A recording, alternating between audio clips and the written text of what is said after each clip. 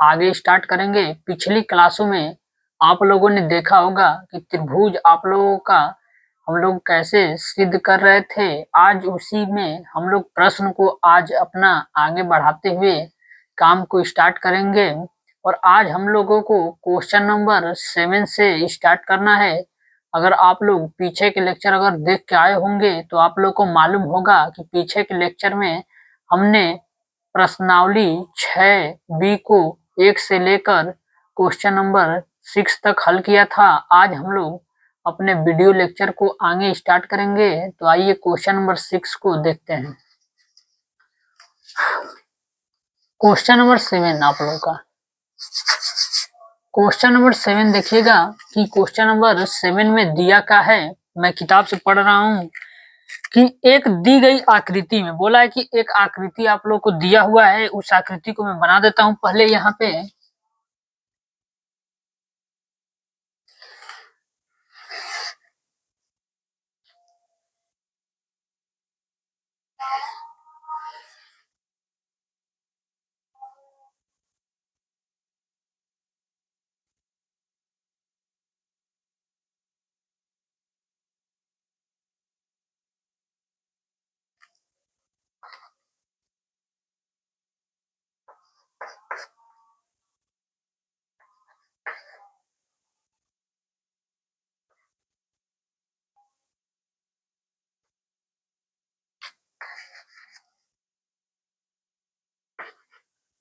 ये आप लोग को आकृति आप लोग को दिख रहा होगा कि आकृति में दिया क्या है।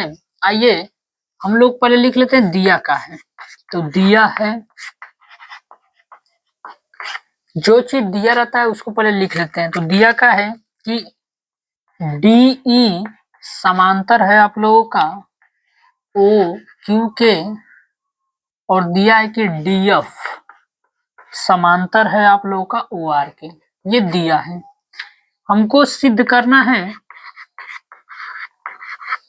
सिद्ध करना है। हमको क्या सिद्ध करना है कि EF आप लोग का समांतर होता है QR के। ये आप लोग को इतना सारी चीजें दिया हुआ है, तो देखते हैं कि कैसे हम लोग करेंगे। आप लोग को यहाँ दिख रहा होगा कि DE समांतर है OQ के। पहले आप लोग जो चीज दिया उसको आप त्रिभुज में चेक करिए, ये है कहाँ। DE बोला है तो आप देखिए DE, ये रहा D और ये रहा E, यानी कि ये वाली लाइन जो आप लोग को DE दिख रहा होगा, बोला कि समांतर है OQ के, यानी कि O और ये रहा Q, यानी कि बोल रहा है कि ये वाली जो लाइन है इसके समांतर दिया है। तो आप लोग जानते हो कि जब भी कोई लाइन अगर समांतर होती है तो आप लोगों का वहां थेल्स प्रमेय लगता है। तो हम लोग इसमें थेल्स प्रमेय लगाएंगे आप लोगों का। तो पहले इसमें लगा लेते हैं। तो यहाँ लिखेंगे उत्पत्ति। दिया का था, यहाँ से जो दिया उसको ले लीजिए। DQ समांतर है OQ के, ये दिया था। तो इसका चित्र अलग से बना लीजिए, इसका जो चित्र बनेगा उसको अलग से। तो इसका चित्र कैसे बनेगा, ऐसे कुछ करके दिया है। ये चित्र दिया है, नाम इसका दे दीजिए। यहाँ नाम P दिया है, यहाँ Q दिया है और यहाँ पे O दिया है। और ये वाली लाइन बना दीजिए उसमें ऐसे करके, ये वाली लाइन, ये हो जाएगा E और ये हो जाएगा D। तो देखिए यहाँ पे बोला था कि DE आप लोग का ये रहा D और ये वाली लाइन OQ के समांतर, ये रहा OQ, ये इसके समांतर है। तो आप लोगों को मालूम होगा कि पीछे के जो लेक्चर हैं आप लोगों ने थेल्स प्रमेय से देखा होगा कि कोई लाइन अगर समांतर होती है तो उनके भुजाओं का जो अनुपात होता है वो आपस में बराबर होता है। तो कर दीजिए यहाँ से, यहाँ करेंगे, लिख दीजिएगा थेल्स प्रमेय से। थेल्स प्रमेय से क्या हो जाएगा, थेल्स प्रमेय से कि PE बटे के EQ बराबर होगा आप लोगों का PD, और ये बटा में हो जाएगा DO के। ये बनाएंगे इक्वेशन नंबर फर्स्ट। ये आप लोग को दिया हुआ है। इसके बाद ये दिया है समांतर, इसको ले लीजिए।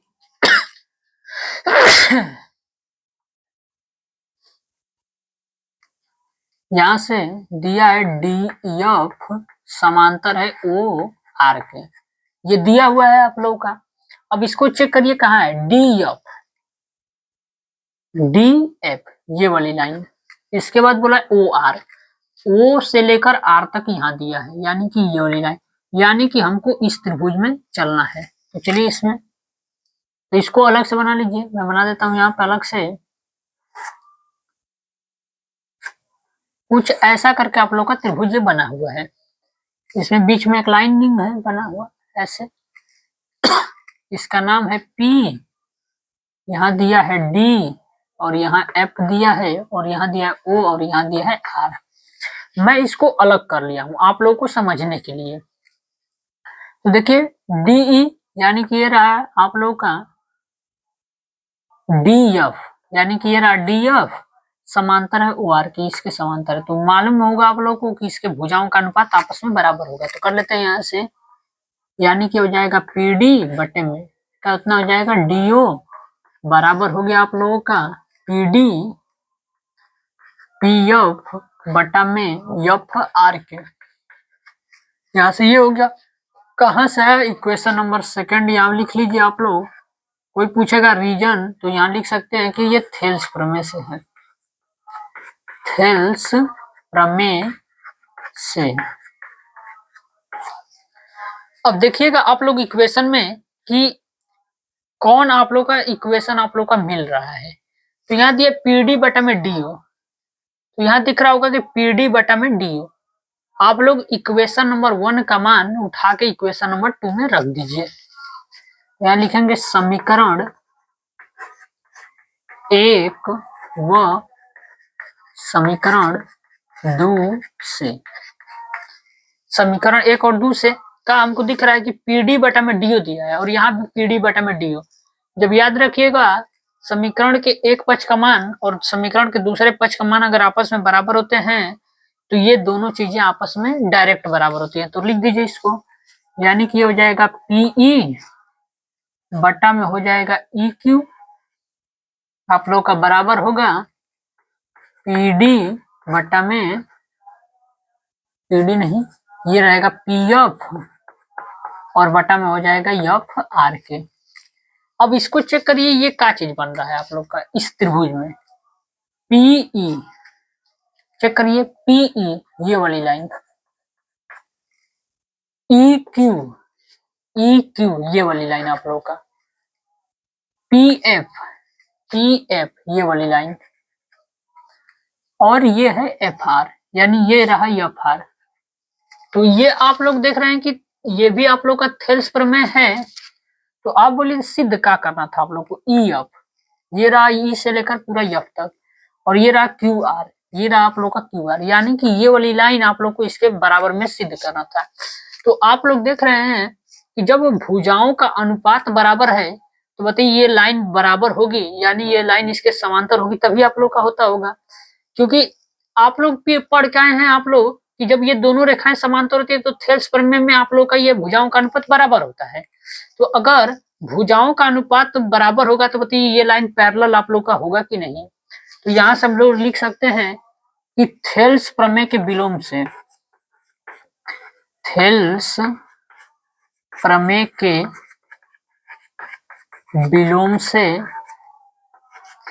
यानी कि यहाँ लिखने का मतलब है कि थेल्स प्रमेय के विलोम से आप लोग का मतलब होता है कि थेल्स प्रमेय का उल्टा करने पे ये आप लोग का सिद्ध हो जाएगा। यानी कि बोल सकते हैं आप लोग कि ये जो आप लोग का ई एफ है वो समांतर हो जाएगा क्यू आर के। ये आप लोग का पहला यानी कि 7 नंबर जो क्वेश्चन है इसका ये सॉल्यूशन है। आप लोग इसको देख लीजिए, समझ लीजिए, और स्क्रीनशॉट आप लोग इसका ले सकते हैं एक बार।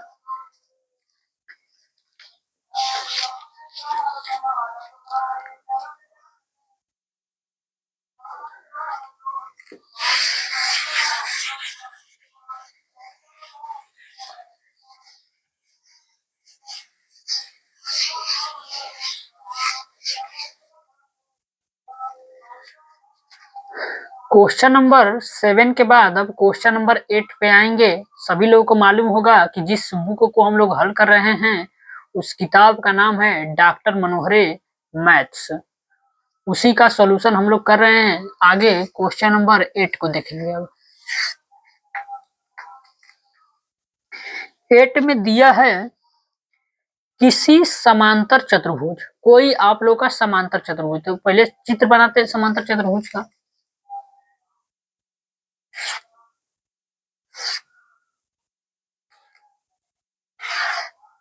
देखिएगा, समांतर चतुर्भुज और आयत दोनों एक ही प्रकार के होते हैं, बस अंतर का होता है आप लोगों का कि इसमें 90 डिग्री का एंगल आप लोग का नहीं बनता है और आयत में आप लोग का 90 डिग्री का एंगल बनता है, बस यही अंतर होता है। नाम रख दीजिए ए, बी और ये रहा सी और डी। इतना आप लोग को बोला था सवाल में। फिर बोला है कि विकर्ण B D, A B C D का एक विकर्ण है जिसको बी और डी बोला गया है, यानी कि ये रहा बी और डी, इसका विकर्ण आप लोग खींच दीजिए, इसमें ये खींच दिए।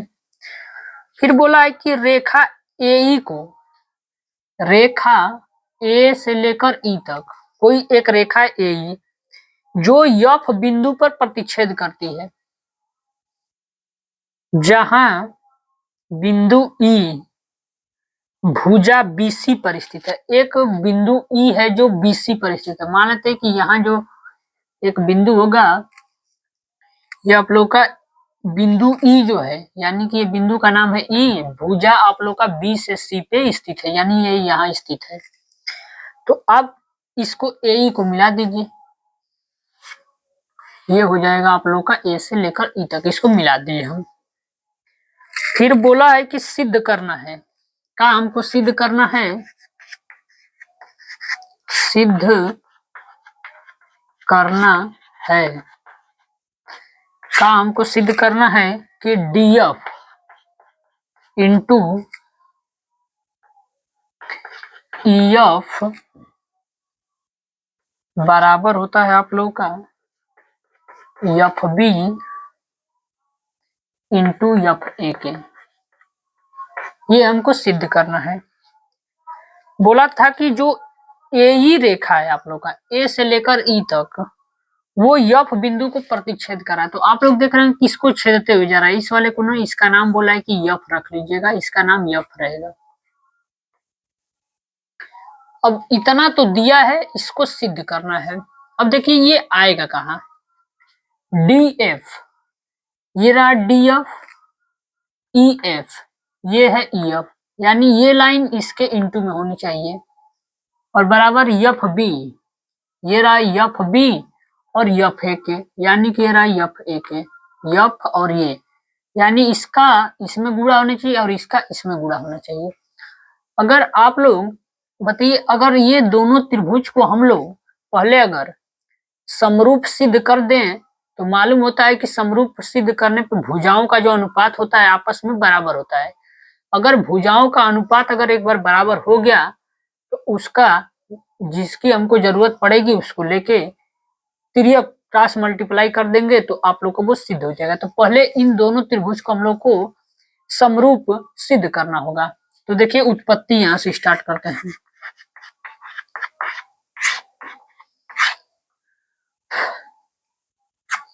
उत्पत्ति में आप लोगों को मालूम होगा कि इस त्रिभुज में और इस त्रिभुज में, तो आप लोग बताइए ये वाली लाइन समांतर है, यानी कि बोल सकते हैं कि एडी जो है वो समांतर है किसके, बीसी के। सभी लोगों को मालूम है कि ये इसके समांतर होती है और ये भी इसके समांतर होती है, यानी कि बोल सकते हैं कि एडी बीसी के समांतर है और जो डीसी है वो समांतर है एबी के। ये दोनों चीज आप लोग का समांतर है।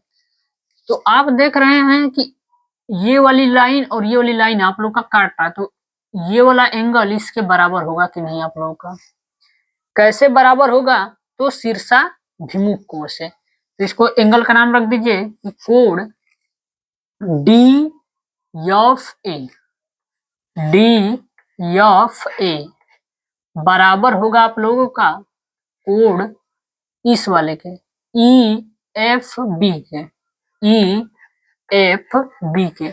कहां से आया ये, तो लिख दीजिएगा इसको शीर्षाभिमुख कोण से, शीर्षाभिमुख कोण।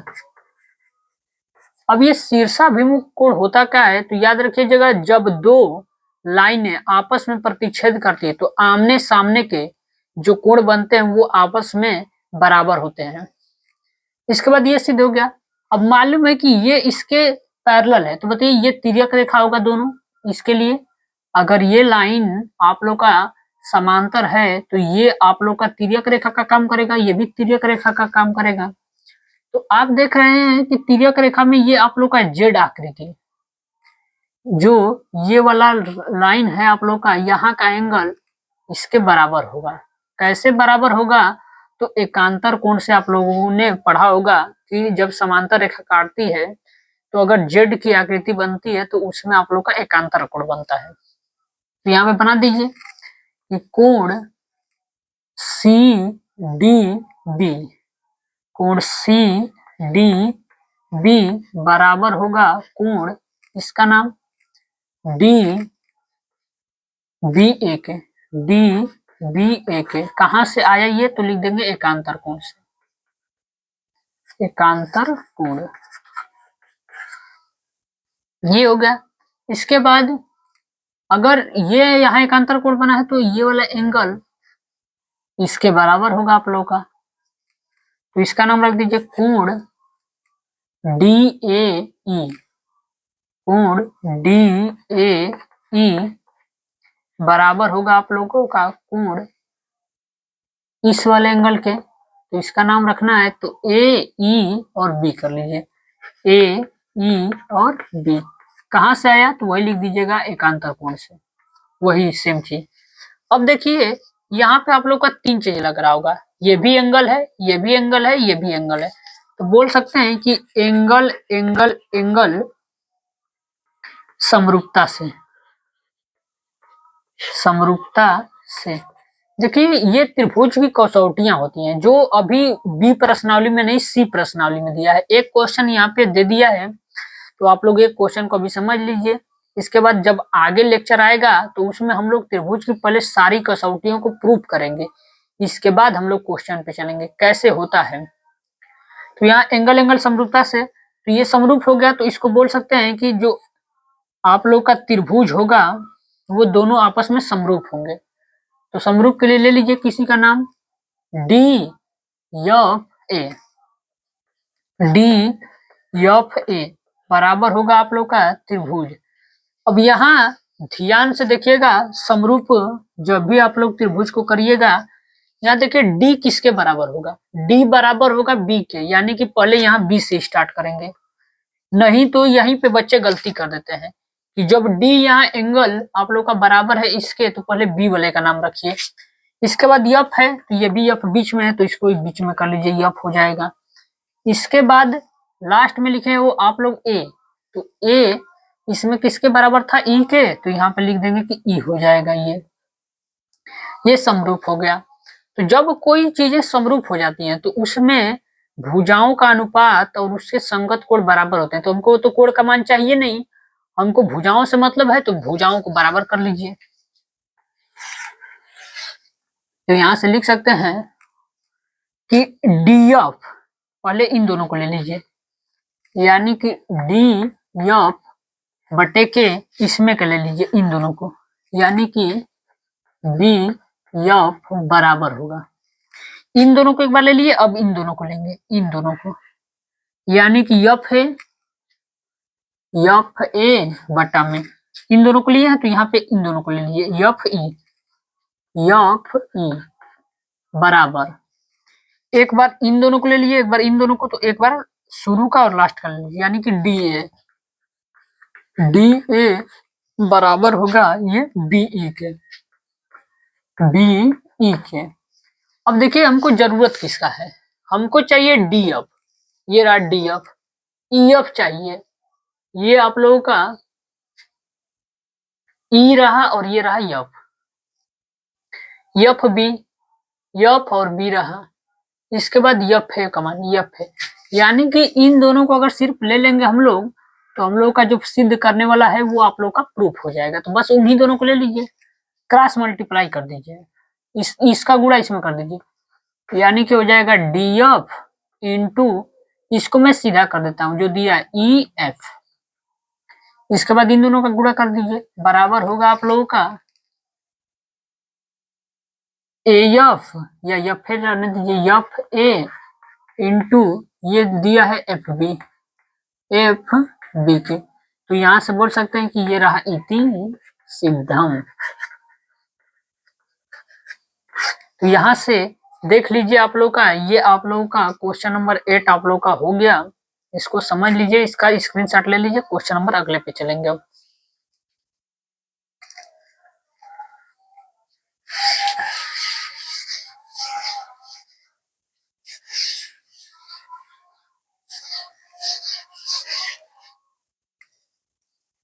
क्वेश्चन नंबर हम लोग 8 तक कर लिए हैं। अब क्वेश्चन नंबर 9 को ध्यान पूर्वक देखिएगा।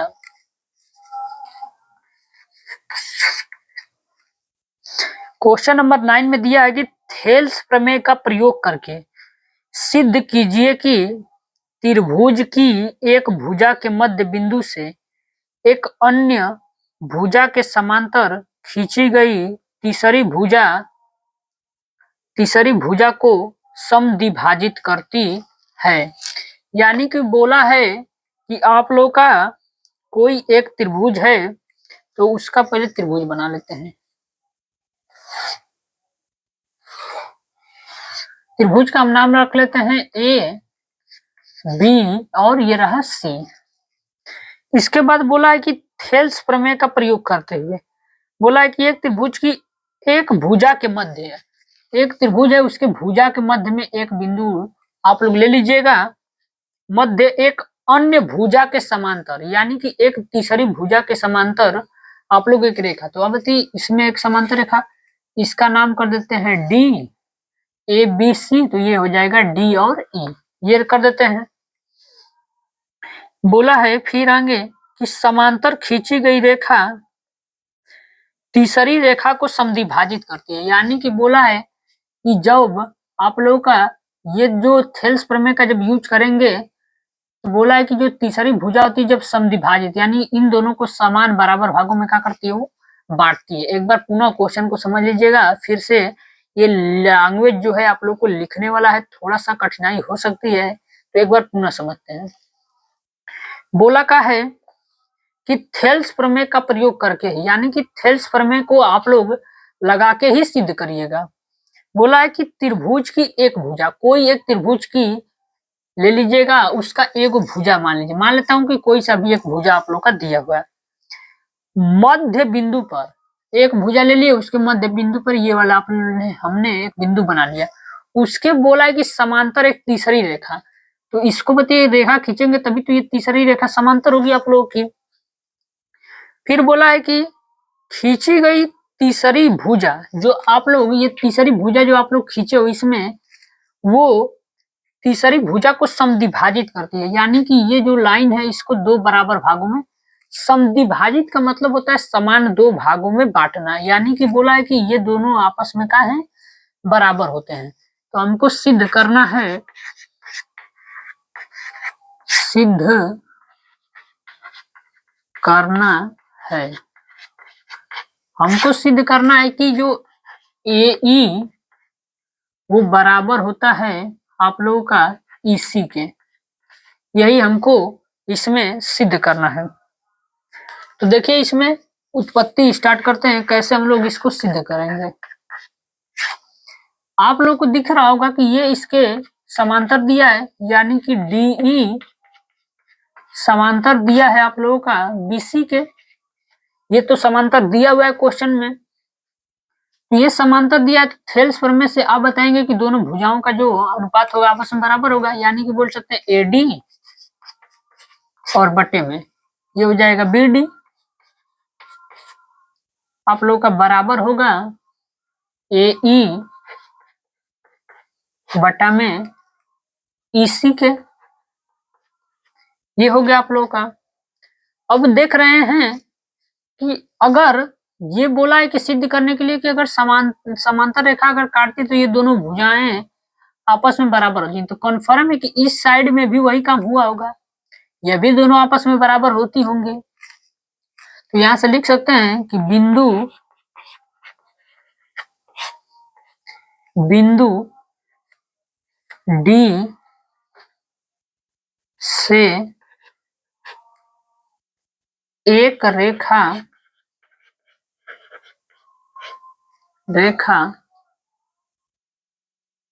ए बी, बिंदु डी से एक रेखा ए बी बढ़ाया गया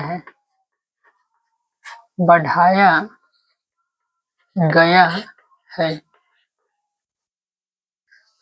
यानी कि बोला है कि जो ए बी बिंदु है ये डी को उधर बढ़ाया गया, तो याद रखिएगा ये इसका मध्य बिंदु, तो जब मध्य बिंदु होता है तो दोनों भुजाएं आपस में बराबर होती है। यानी कि बोल सकते हैं आप लोग यहाँ से कि जो ए और डी बराबर होगा आपस में किसके, बी और डी के, ये दोनों आपस में बराबर होंगे। इसको इक्वेशन नंबर फर्स्ट कर दीजिए। अब देखिएगा यहाँ पे एडी दिया है, तो एडी किसके बराबर है, बीडी के। तो अब बताइए इसमें एडी के जगह पे हम लोग बताइए बीडी रख सकते हैं कि नहीं आप लोगों का। यानी यहाँ एडी दिया है तो एडी की जगह पे हम लोग बीडी रखेंगे। तो समीकरण नंबर 1 में, समीकरण 1 में एडी बराबर बीडी रखने पर रख दीजिए इसमें मान, ये हो जाएगा बीडी और यहाँ भी नीचे भी बीडी बराबर होगा आप लोगों का ए बटा में ईसी के। ये तो कट जाएगा 1 हो जाएगा, तिर्यक गुणा कर दीजिए, यानी कि ए बराबर हो जाएगा आप लोग का ईसी के। देखिए यही हम लोग को सिद्ध करना था और ये आप लोग का सिद्ध हो जाएगा। यहाँ से यहाँ लिख देंगे इति सिद्धम। देखिए जिन बच्चों को अगर वीडियो मान लीजिए समझ में नहीं आ रहा है तो वो लोग वीडियो को पुनः पीछे थोड़ा सा कंटिन्यू करके देखेंगे तो आप लोग को लेक्चर और अच्छे से समझ में आएगा। तो आप लोगों के पास, आप लोग चाहेंगे तो वीडियो को 1 बार 2 बार जितनी बार मन कर सकता है देख सकते हो, कोई दिक्कत नहीं होगा। आप लोग को वीडियो हमेशा पड़ा मिलेगा। तो ये नहीं कि चलिए वीडियो लाइव है कट गई तो कहाँ से देखेंगे, वीडियो को आप लोग आराम से देख सकते हो, कोई दिक्कत नहीं होगी। और वीडियो को पूरा देखेंगे तो ही आप लोग को वीडियो समझ में आएगा। इसके बाद आते हैं क्वेश्चन नंबर 9 के बाद 10 पे। यहाँ से देख लीजिए आप लोग।